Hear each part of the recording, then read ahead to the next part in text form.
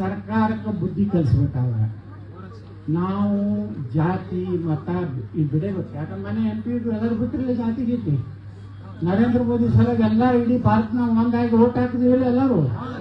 ನಾವು ನರೇಂದ್ರ ಮೋದಿ ಅವ್ರದ್ದು ನಾನು MP ಇದ್ದೆ 10 ವರ್ಷ.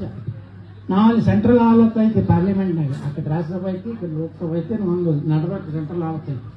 ಅಲ್ಲಿ ನಾವು MP ಗಳು ಕೂತು ಮಾತಾಡ್ತಿದ್ವಿ. ನಾವು ವಾಜಪೇಯಿ ಸರ್ಕಾರ ಮಂತ್ರಿ ಇದ್ದೆ. ಇನ್ನು 20-30 ವರ್ಷ ಈ ರಾಜ್ಯದ ಈ ದೇಶನಾಗ ಒಂದೇ ಪಕ್ಷದ ಸರ್ಕಾರ ಬರೋದಿಲ್ಲತ್ತೆ. ಆದ್ರೆ ಈ ದೇಶದ ಜನ ನೀವು ನಿರ್ಣಯ ಮಾಡಿದ್ರಿ, ಹಳ್ಳಿ ಜನ ಜಾಗೃತರಾದ್ರಿ. ಆ ಜಾಗೃತರಾಗಿದ್ರಿಂದ ಇವತ್ತು ಏನು ಒಂದೇ ಪಕ್ಷದ ಸರ್ಕಾರ ಬಂತು. ನರೇಂದ್ರ ಮೋದಿ ಅವರಾದ ಹೇಳಿ ಎಷ್ಟು ಸುರಕ್ಷಿತದೇನು.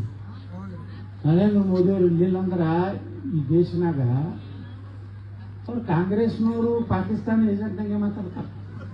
ಒಮ್ಮೆ ನಿಮ್ಮ ಪರವಾಗಿ ಮಾತಾಡ್ತಾರ, ಚೀನಾ ಪರವಾಗಿ ಮಾತಾಡ್ತಾರ, ಪಾಕಿಸ್ತಾನ ಏನು ಕಟ್ ಮಾಡಕ್ ಅವ್ರ ಅಪ್ಪಗೂ ಸಾಧ್ಯ ಇಲ್ಲ.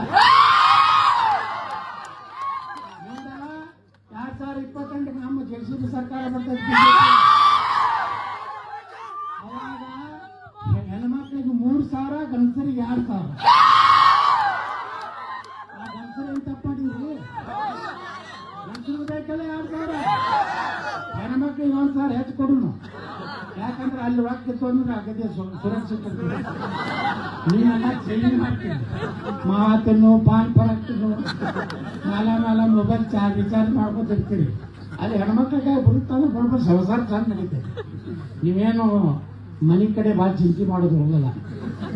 ಅದಕ್ಕ ಒಂದು ವೇಳೆ ಇವತ್ತು ನೋಡಿ ಈ ರಾಜ್ಯದ ಮುಖ್ಯಮಂತ್ರಿ 5 ನಿಮಿಷ ಇರ್ತಾರೆ. ಬರ್ಕೊಂಡ ನನಗೆ ಬರ್ಕೋಬೇಕ.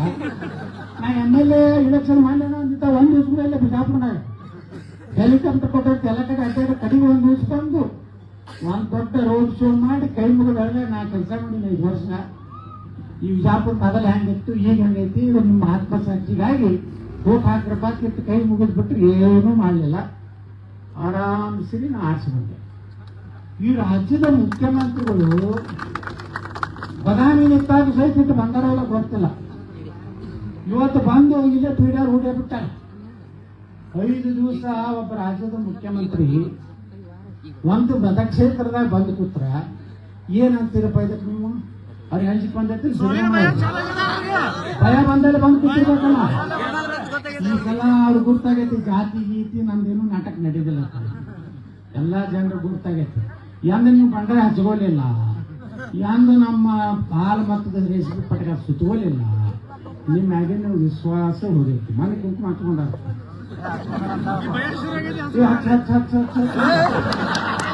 ಮೊದಲು ಹತ್ತಿದಲ್ಲ.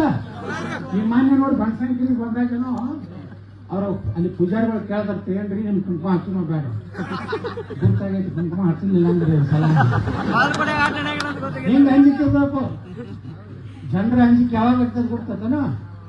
ನೀವು ಹುಷಾರಾಗಿ ಓಟ್ ಹಾಕ್ಲಕತ್ತ ತಿಳ್ಕೋರಿ. ಎಲ್ಲರೂ ಅಂಜಿ ಭಂಡಾರನೂ ಹಚ್ಕೋತಾರ, ಕುಂಕುಮನೂ ಹಚ್ಕೋತಾರ, ಕೇಸರಿ ಟಪ್ಪಿನೂ ಹಾಕೋತಾರ.